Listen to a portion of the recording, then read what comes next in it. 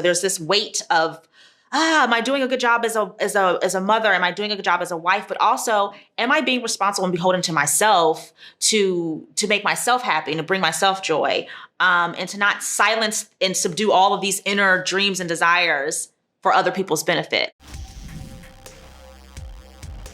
Hi, how are you guys? How you doing, Tatiana? Really well, hello.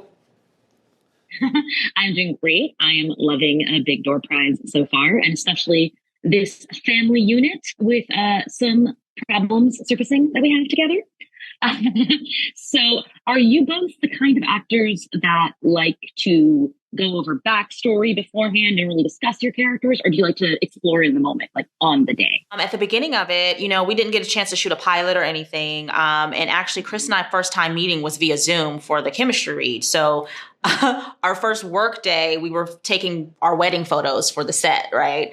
But we got to sit and talk with David and kind of go over where these characters are currently in life. Where have they been? Where are they planning to go? And kind of getting some insight of the arc that David had for these characters and their relationship, which was super helpful. When you're working on a show, you have no blueprint of what it is. And this script was very hard to explain and understand. And like, you couldn't like wrap it up in a one sentence thing when you first read it. You just know you love it. You laugh. There's something there that pulls at your emotions and you want to be a part of it. So we both definitely got a chance to like talk about our characters before like putting on our work boots. That's right.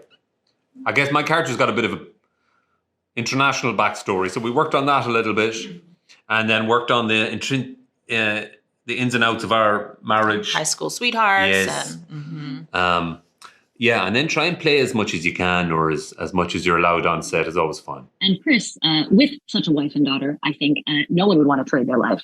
But why do you think that that your character is kind of the one holdout that we meet at first? Well, I think for those reasons that you just mentioned, why throw your cards in the air when you're holding a flush?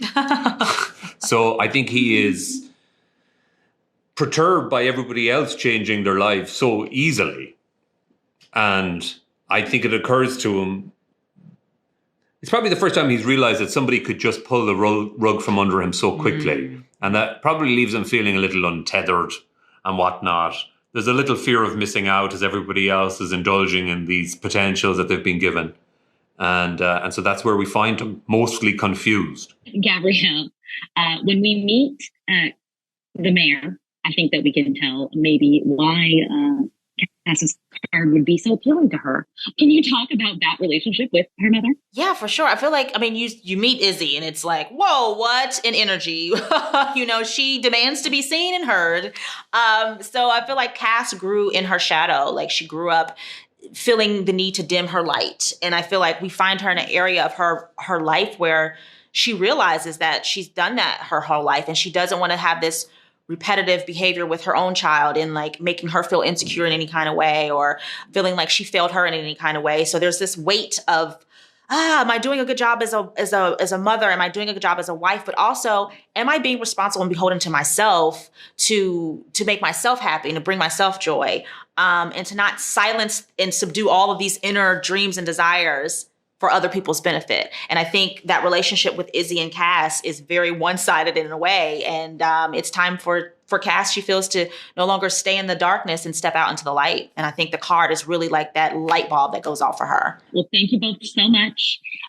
You're both stepping into your light on screen. I can't wait to see more of it. Thank you so much. I'm happy you enjoy it.